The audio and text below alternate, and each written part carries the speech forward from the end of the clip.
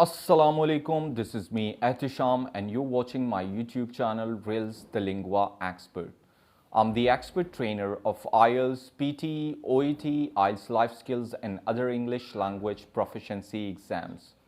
In this video, we're going to discuss another very essential concept of English grammar, that is their existential clause. So let's get to start today's session with their existential clause. This clause actually refers to the existence or presence of something. Whenever you present the existence or the presence of something in your sentence, you always use their existential clause. Now, the unique point of this particular clause is that it has a unique formula.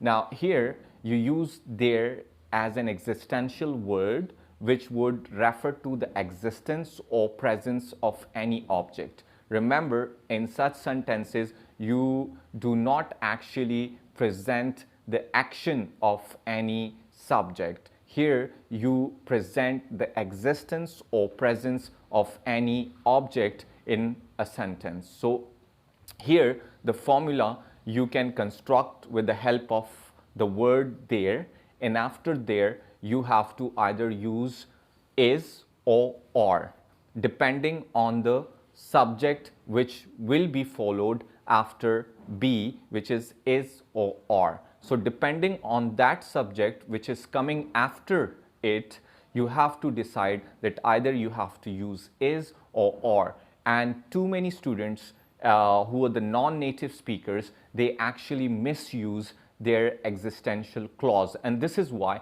I target in today's session that this particular concept should be made clear to all of those learners who actually are learning English language at beginner levels. Here, if you find the subject is singular, you're going to use is, and if it is a plural noun, you are supposed to use are. Now, I'll make few examples so that you can get to clearly understand that how can we structure is or are along with different subjects. So let's get to start with the examples.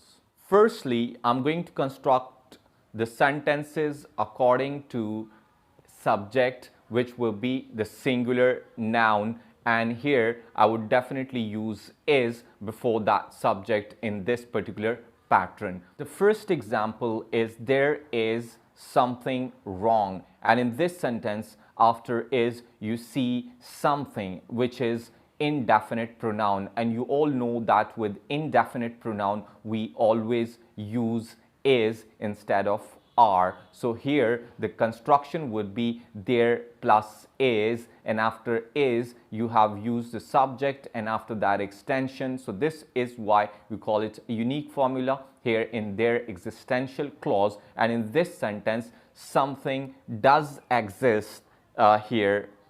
So you say there is something wrong, and something wrong exists here. So when you want to refer to existence or the presence of any subject, you here use their existential clause. The second example, there is a man outside. Now the third example is there is a God. So here in this sentence there is the existence or the presence of God. So in these sentences you actually refer to existence or the presence of any subject, and if the subject is singular then you definitely use is after there, and then that subject will be followed by is, and after that you have to use extension according to your own will.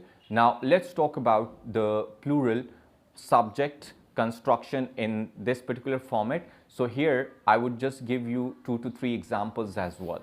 The first example is there are 12 chapters in this book. So this book comprises of 12 chapters. It means that there is the existence of 12 chapters in this particular book. And so here in this sentence 12 chapters is the plural noun, and this is why I have taken are before it. There are 12 chapters in this book. The second example is there are some crucial problems in our area. So there is the existence of crucial problems in our area, and these crucial problems are the plural. This is why we have to take are before crucial problems. So there are crucial problems in our area. And the last example is, there are lots of reasons to support my stance. So this sentence also refers to the existence of lots of reasons to support my stance. I hope that you have clearly understood the difference between is and are in their existential clause, and the purpose and the concept behind using this particular clause. So if you still have any query with respect to this topic, you may feel free to type your message in the comment box below, and I'll surely respond to you. If you have liked my video, please, I do request you to like and share, and also subscribe to my channel for more informative videos. Till then, Allah Hafiz.